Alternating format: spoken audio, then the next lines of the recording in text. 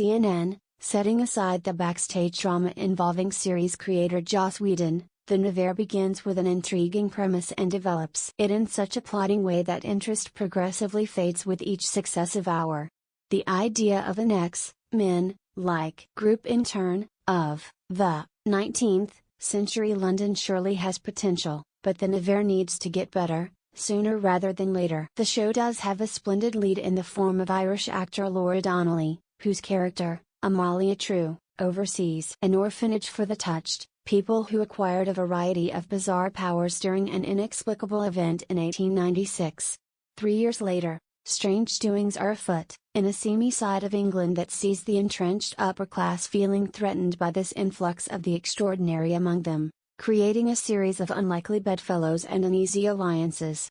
Amalia, meanwhile, manages what those well-versed in Marvel lore might be inclined to refer to as a school, or perhaps more accurately, haven, for gifted youngsters, while harboring secrets about her own past, when she isn't brawling with those who deserve a good thrashing. The class and gender component of the show initially seems the most fertile, with a snooty aristocrat noting that the abilities gained by the touched, who he refers to as being afflicted, and mostly consist of women, have created greater possibilities among those for whom ambition was never meant.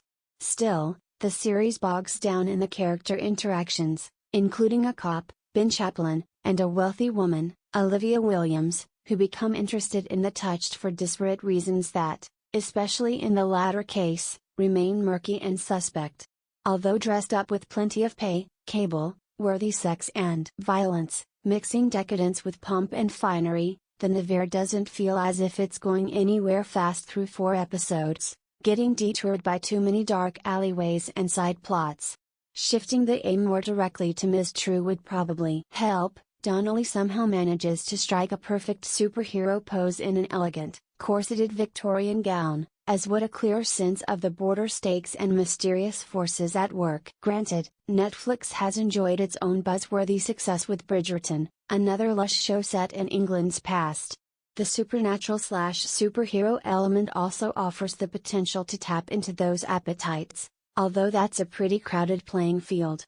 The other X factor, separate but unavoidable, involves Whedon, who chose to leave the series before its premiere, and who has been the subject of coverage and controversy regarding allegations by actors that he created a toxic environment on earlier projects. HBO stated its unabated commitment to the show, slated to run in 2 6-episode flights, when Whedon departed, and this is hardly a small-scale endeavor. But such behind-the-scenes changes this early on seldom bode well.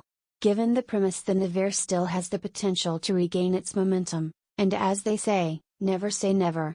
But watching beyond the premiere, it's hard not to conclude that the series simply lacks the right touch. The novel premieres April 11th at 9 p.m. ET on HBO, which, like CNN, is a unit of Warner Media.